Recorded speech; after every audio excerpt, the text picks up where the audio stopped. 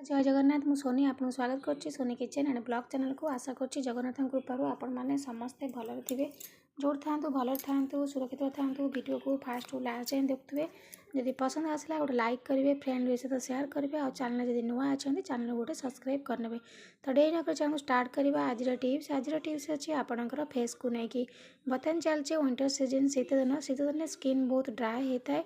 Skin बहुत रुखा सुखा पड़ जाए स्किन फाटी थाए स्किन बिल्कुल माने एत धला धला हो जाए छौ छौ टाइप हो जाए तो आम स्किन को केमती घरे उपाय पूरा ग्लो करवा आउ झाइया पिगमेंटेशन जो जमी थी मैला सब जाक रिमूव हो तो देखो यहाँ मुझे फेयर एंड लवली आप फेयर एंड लवली छोट पाउच मिलूँ मार्केट नहीं पारे तो फेयर एंड लवली तो समस्त यूज करती फेयर एंड लवली साधारणतः स्किन को पूरा फेयर करता है ग्लो करता है आपको आम बेकर हाथ में लगे पार खाली मुहर जत्न ने हेनी आम मुहर लगेला बेले बेकर घषा पड़ो तो देखो मतलब जी दरकार अच्छी मुझे नहीं आप जिते भी करुँच सागे सागे अल्प करके सागे सागे लगे दिंतु तो देखो फेयर एंड लवली नहीं सारापर नहीं जाऊँ नेक्स्ट जिनस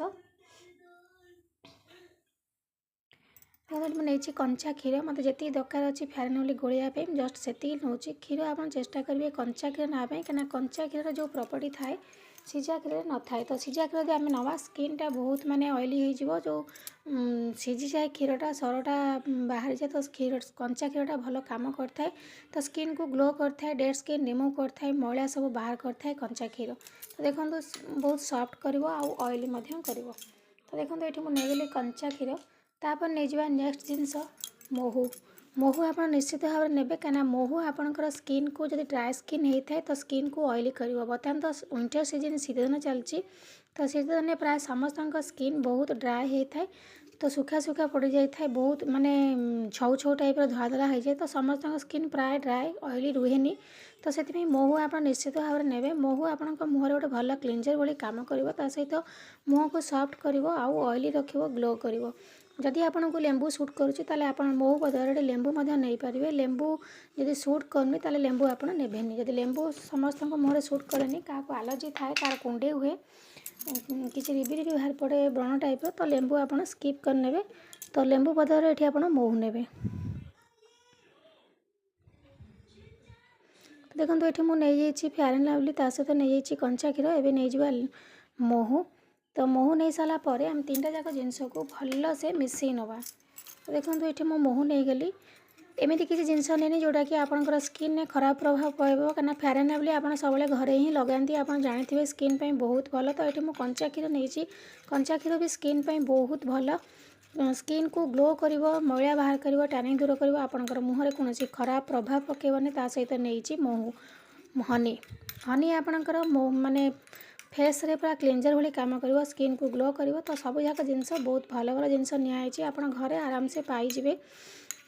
तो देखो ये सब जाक जिनस को भल से मिसई नौ मिसई नहीं सारापर आपण मुहर जेकोसी मेकअप रखिए मेकअप को भल भाव में धोई ने धोई सारापर आपको लगे ने देखो ये मुझे भल भाव में गोई ने टी पतला होगा तो ये आम आउ टे फेयर एंड लवली देदेबा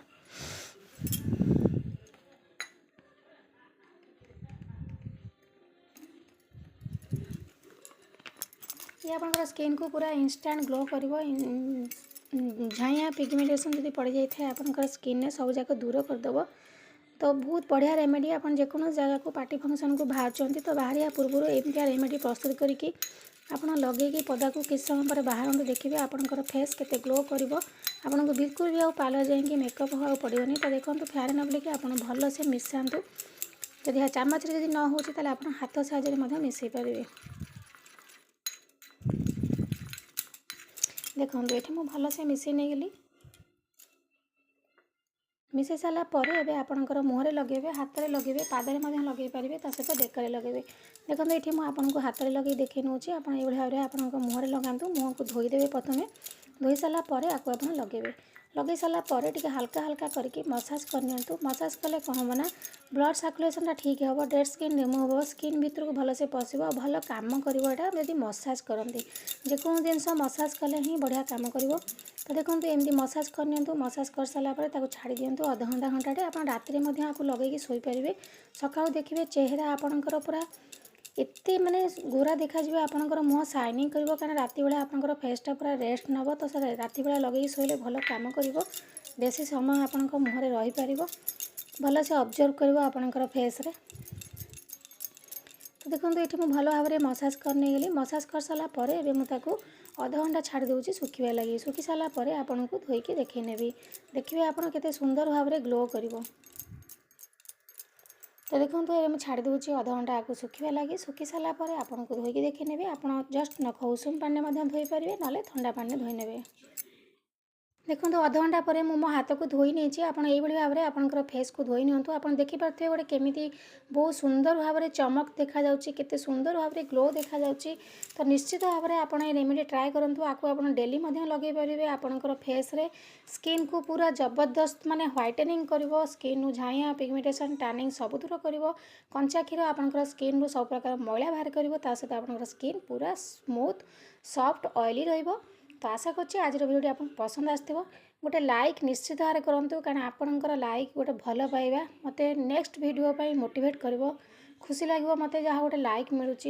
तो निश्चित भाव लाइक करेंगे। तो आज विदाय नौछि पुणी देखा आपन सहित नेक्स्ट वीडियो से पर्यंत रोची नमस्कार।